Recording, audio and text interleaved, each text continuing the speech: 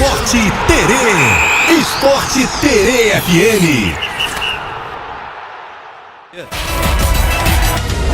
Luciano Cavalcante. Tá na área. E beleza, hein? Pois é, de volta aqui na TV, agora no Tá Ligado. Pra gente falar de futebol, né? Tá na hora da nossa resenha esportiva. E aí, belezinha? Bora. Quanto tempo que eu não te vejo por aqui, cara? Rapaz. Em quantos minutos? Eu nem lembro. Faz tempo. Meia hora, Os ouvintes devem Tem pensar muito assim, tempo, né, cara? lá vem ele de novo. Que bom, né? Que bom que o cara tá de volta aqui. Bom, é o seguinte, vamos começar aqui o nosso papo falando do Vasco, cara, porque todo mundo tá aí falando, Coutinho vem, né? Só que o Pedro Martins, que agora é o diretor executivo, preferiu a cautela, né? Porque afinal, assim, bom é falar quando tiver tudo já concretizado mesmo, né? Pois é, cara, não dá, né? Quando a gente fala de uma contratação de peso, são esses grandes jogadores que já atuaram na Europa, estão voltando para o país, né? Isso tem que ter uma certa cautela, os valores não são baixos, né? Tem toda aquela questão aí, né, de quantos anos de contrato, as cláusulas contratuais, tem muita conversa até chegar ao ponto da assinatura. Tem a vontade do jogador, tem a vontade do clube, tem o empresário por trás disso tudo. Exatamente. É muita coisa. O Vasco, o Pedro Martins disse que o Vasco está se preparando, tá? Fazendo um planejamento muito bem estruturado para a atuação na janela de transferências. E quando for o momento, o Vasco vai dizer nome a nome. Ele tá aí, né, mantendo essa cautela. Até porque o Vasco tem essa questão, né? Há pouco tempo atrás quem comandava o futebol era 777. Agora o Pedrinho tá comandando, né, o futebol, o presidente, né, assumiu, mas ainda tá isso na justiça, tem toda essa enrolação. E é por enquanto, né? O Pedrinho já falou que o Vasco continua sendo SAF, né? Agora, se vai continuar com a 777, aí já é outra história. Mas realmente, acaba enrolando muito, né? Mas enfim, Pedrinho argumentou, a justiça aceitou, dizendo que tinha alguns problemas lá. Bom, pelo menos, né, o técnico novo chegou, porque isso podia atrapalhar, foi logo quando o Vasco Associativo voltou a assumir o futebol, né?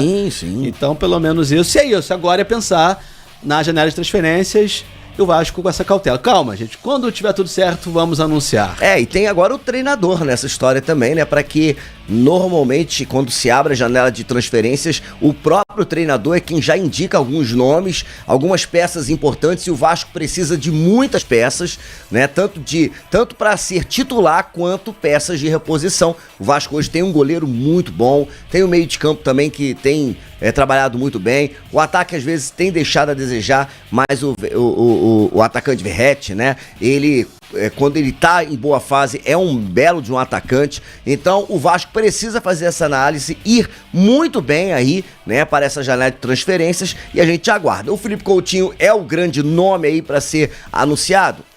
Agora é aguardar pra gente saber se realmente vai se concluir isso aí. Isso aí, né? E o Álvaro Pacheco, como você falou, também conversando, né? Porque isso, o técnico é importante nessa hora de contratações, né? Ele que vai estrear no clássico contra o Flamengo, hein? Vai pegar logo uma pedreira o novo técnico do Vasco. Pois é, a vantagem é que pro Vasco, clássico é clássico e o Vasco não tem aquela responsabilidade de vencer, já que essa questão aí de vencer, né, o favorito é o Flamengo, não tem jeito, e o Vasco sempre joga muito bem contra o Flamengo, principalmente quando marca bem e joga com muita raça. O Flamengo vai ter que ter muita habilidade, muita técnica para conseguir superar o Vasco, apesar da distância aí no Campeonato Brasileiro.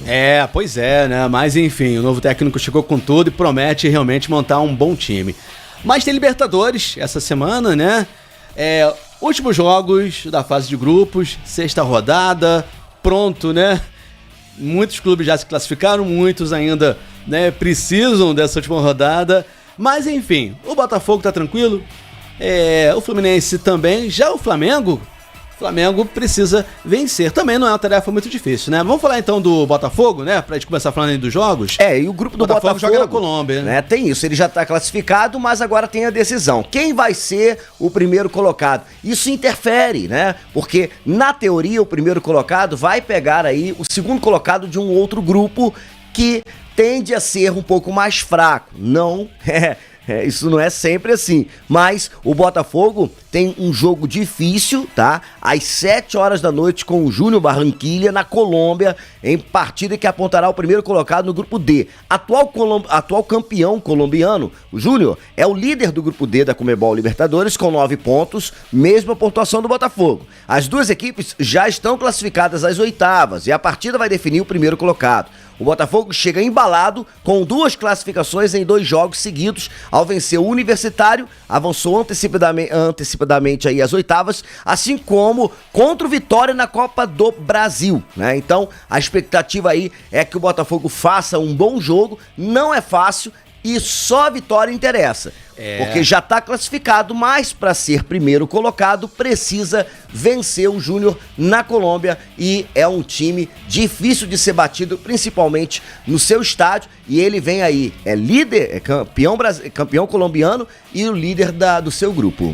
Rapaz, realmente jogar fora vai ser complicado, tarefa difícil aí pro Botafogo, mas lógico, né? Vai jogar hoje pra vencer e tem uma notícia boa, Tiquinho tá de volta. Boa. O treinador português Arthur Jorge, né? Tem o retorno do atacante Tiquinho Soares, que está recuperado de uma lesão muscular na coxa. No entanto, né, Zeca, é uma notícia boa de um lado, vem a outra questão, né? O Danilo Barbosa, o volante, né? Jogando muito bem, vai cumprir suspensão automática pelo 3º cartão amarelo e Savarino foi poupado por fadiga muscular. A tendência é que Gregori e Tietê sejam substitutos respectivamente. Então é aguardar para ver aí se o Botafogo consegue mesmo com algumas dessas alterações aí. Vamos à escalação? Vamos lá. Ó, no gol, John, né? Temos aí o Damian Soares, Lucas Halter, Bastos e Hugo, né? Formando ali aquela zaga. Gregori, Marlon Freitas, Tietê ou Oscar Romero e Luiz Henrique. Já no ataque aí, Tiquinho Soares e Júnior Santos, um time bem rápido aí, o Botafogo formado aí com esse ataque de Júnior Santos e Tiquinho Soares. Rapaz, realmente, ataque veloz e tem todas as chances, mesmo jogando fora de casa, de vencer hoje. Já o Flamengo vai jogar no Maraca, vai contar com a sua torcida, mas precisa vencer, não tá classificado ainda para as oitavas. Essa é a questão, o Flamengo enfrenta um time mais fraco, o Flamengo vai jogar em casa, são vantagens. Isso. Só que o Flamengo tem a obrigação de vencer. Exato. O Botafogo, mesmo que perca, vai se classificar em segundo, né? Empatou, se classifica. O Flamengo decide a sua vida na Libertadores hoje às 9 horas da noite no Maraca. O rubro-negro recebe o já eliminado Milionários da Colômbia, dependendo só de si para ficar com uma das vagas do grupo E para as oitavas de final. Segundo colocado com 7 pontos, o Flamengo joga por uma vitória simples para seguir na Libertadores em busca do Tetra. A classificação também pode acontecer com empate, desde que o Palestino não ganhe o Bolívar.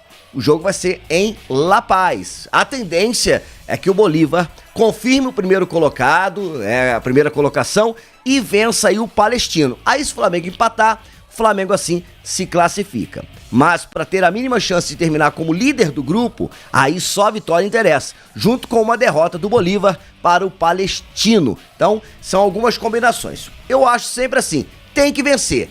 Entra em campo, no Maracanã, sem gracinha, sem brincadeira, já entra focado, já mete 1, 2 e vai embora. Depois pensando no que vai acontecer, não adianta ficar pensando, outros resultados. Né? Não, aí vai. Bolívar venceu, o Bolívar assume aí, né? Fica na primeira colocação, o Flamengo se classifica em segundo. Vai ter talvez jogos mais difíceis, mas vambora. Libertadores é isso, pra ser campeão tem que jogar e jogar com muita vontade e muita disposição. Exato, né? Se não fez aí, né, o trabalho bem feitinho no começo da fase de grupos, agora tem que aceitar realmente ficar com a segunda colocação. Tomara que eu esteja errado, mas realmente assim, Bolívar perdeu hoje jogando na Paz vai ser muito difícil, muito difícil, muito raro isso acontecer, principalmente que ele vem bem, vem empolgado, perdeu para o Flamengo, né, mas foi um jogo no Maracanã e agora lá na Bolívia, na altitude de La Paz, lá é tudo complicado. Muito, muito. Bom, vamos lá, porque o Flamengo tem mudança na zaga, né? É uma mudança em relação à escalação que vem jogando os últimos jogos, com o Fabrício Bruno acertado com o West Ham da Inglaterra. O zagueiro começará no banco nesta terça-feira, aquele medo de machucar o jogador, né, um acordo aí entre eles, porque imagina, tá jogando, se machuca, como é que faz? Assim o Flamengo terá a sua zaga reserva em campo contra o Milionários, com Davi Luiz e Léo Ortiz, já que Léo Pereira ainda se recupera de lesão na coxa. Pulgar e Bruno Henrique voltam de lesão, mas também serão opções para o decorrer da partida. O Pulgar ainda tá um pouco melhor, o Bruno Henrique ainda, né, tem essa questão, é complicado. Bruno Henrique, porque é aquele jogador que corre muito, né? Pra se lesionar novamente, pouco custa. Então, Os dois precisam de ritmo, né? Pois é. Se o jogo estiver tranquilo já no comecinho, beleza. Mas assim, começar com eles o Alan, é mais complicado. Né? O Alan já tá ali no ritmo, já tem jogado mesmo aí, enquanto o Pulgar tava machucado. E o Cebolinha, que é ali aquela posição do Bruno Henrique, já tá muito bem entrosado com o time, jogando muito bem também, diga-se de passagem. Então talvez entre aí, né, no segundo tempo, depois que o Flamengo já tá aí, quem sabe, com uns 3-0, né? Aí seria bom. Aí é bom. Gostei. O cara joga lá pra cima, é isso. Bom, vamos então para a provável escalação? Manda aí. Bora. No gol, o goleiro Rossi. Na lateral direita, Varela. A zaga formada por Léo Ortiz e Davi Luiz. Na lateral esquerda, Ayrton Lucas. A meiuca ali, né, tem Alan, De La Cruz, Arrascaeta e Gerson. O ataque formado por Cebolinha e Pedro, time que vai encarar o Milionários hoje. Beleza, bom. E o Fluminense já marcou o dia que o Thiago Silva vai ser apresentado pra torcida, vai ter festa e tudo, né? Então conta aí. E tem que ter, gente. Anote aí, 7 de junho. O zagueiro que vai reforçar o tricolor a partir do segundo semestre de 2024 será apresentado em festa no Maracanã, em evento similar ao realizado para apresentar Marcelo. O evento terá a apresentação do grupo de pagode Sorriso Maroto, que vai comandar a festa aí.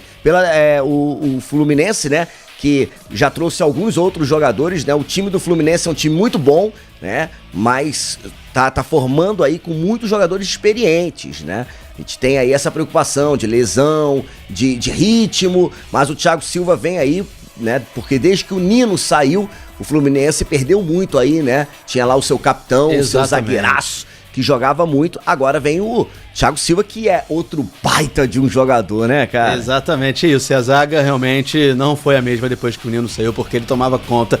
Agora um grande nome, né? Bom. Agora, realmente, o Fluminense tem que pensar na próxima janela, dar uma mesclada. Contratar bons garotos ou pegar, né, mais gente na base. Porque, não dá. O calendário é grande. São muitas competições, fica complicado. Realmente, essa galera que tá aí, que é muito boa, mas fica difícil pra todo mundo aguentar aí e jogar sempre. Renato Augusto, Ganso, Marcelo, Thiago Silva, Fábio. Olha, só do que eu lembro, né? Não sei se eu esqueci de algum deles aí. Além disso, né, esse time é um time que tem uma certa idade.